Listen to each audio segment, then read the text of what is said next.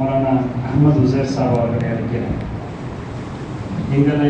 எங்களுடன் கொஞ்சம் கோபித்துக் கொண்டு போனவர் அல்ஹம்துலில்லாஹ் எப்படியாவது திரும்பி நம் மதரசாவுக்கு கொண்டு வந்து விட்டோம்.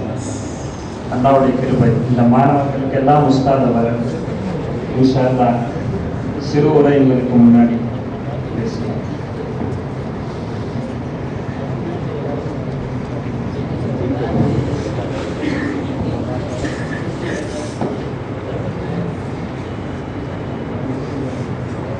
نحمده ونصلي على رسوله الكريم. قال النبي صلى الله عليه وسلم كن عالما أو متعلما أو مستمعا وفي رواية أو متبعا أو محبا ولا تكن خامسا فتهلك أو كما قال عليه الصلاة والسلام. கண்ணியத்திற்குரிய பெரியோர்களே, சகோதரர்களே, உலமா பெருமக்களே,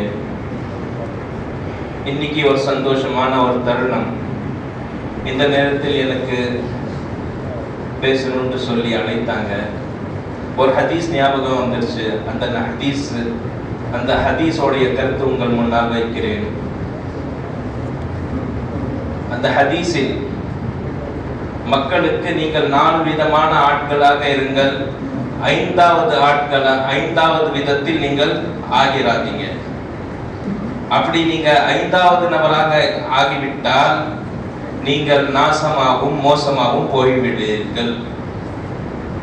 முதல் ஆள் யார்? குன் ஆலிமன். நீ மனிதனாக இருந்தால் நீ ஆலிமாக இரு. ஏன்? ஆலிமுடைய உலமாக்களுடைய அந்தஸ்து அவ்வளோ பெரிய அந்தஸ்து. ஹதீஸ்ல சொல்லப்படுகின்றது, அல் உலமா வரசத்துல் அம்பியா. உலமாக்கள் அம்பியாக்களுடைய வாரிசுகள். இப்போ அம்பானியோடைய வாரிசுன்னு எவ்வளவு பெருமையா பார்க்கணும். அவனுக்கு எவ்வளவு கண்ணியம், அவனுக்கு தனி செக்யூரிட்டி. மனித குலத்தில் மிக சிறந்தவர்கள் யார்? அம்பியாக்கள். அவருடைய வாரிசுகள் ஆலிம்கள். அதுக்காக தான் சொல்லப்படுகின்றது குன் ஆலிமன். நீ ஒரு ஆலிமாக இரு. உன்னால் முடியவில்லை, நீ ஆலிமாக முடியவில்லை, வயது கடந்து விட்டது. அவ் முத்தஅல்லிமன். சகோதரர்களே, ஆலிமுடைய சிறப்புகள் எந்த அளவுக்கு இருக்குன்னு சொன்னா, ஒரு ஹதீஸ்ல வருகின்றது, மன் யுரிதில்லாஹு பிஹி கைரன் யுஃபக்கிஹு ஃபித்தீன்.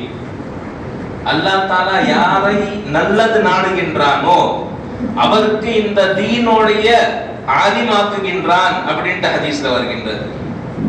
இன்னொரு குர்ஆனுடைய ஆயத், யர்ஃபஇல்லாஹு அல்லதீன ஆமனு வல்லதீன ஊதுல் இல்ம தரஜாத். அல்லாஹ் தஆலா ईमानदारीகளுக்கு बुलंद करेगा और जो इल्म वाले हैं, அதாவது யார் உலமாக்கள் இருக்காங்களோ அவங்களுடைய தர்ஜா மிகப்பெரிய தர்ஜாவாக இருக்கு. உங்களுக்கு ஒரு உதாரணமா, இவ்வளவு நேரமா ஜைனுத்தீன் மௌலானா அவர்கள், ஹஜ்ரத் அவர்கள் ஒரு ஆலிம் எப்படி இருந்து வாழ்ந்தார்கள் நீங்க எல்லாருக்கும் தெரியும்.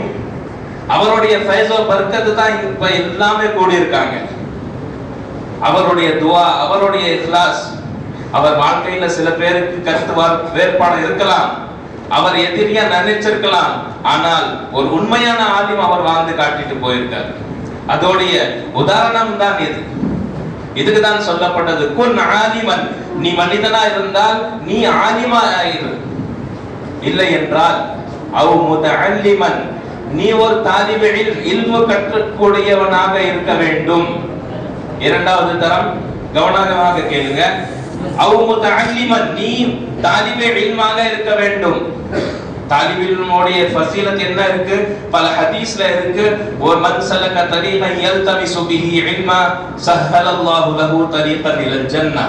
ஒரு தாலிபு இல்ம் மதரசாவில பாடம் கற்றுக்கிறதுக்காக வீட்டிலிருந்து செல்லும் போது அவருடைய நிலைமை என்ன? அவன் சொர்க்கத்தோடைய பாதையில கிளம்பிருக்கான். மதரசாவுக்கு கிளம்பல, சொர்க்கத்தோடைய பாதைக்கு கிளம்பிருக்கான். அதனாலதான் சொல்லி இருக்காங்க அவ் முத்தஅல்லிமன். 3வது ஆள் யார்? அவ் முஹிப்பன்.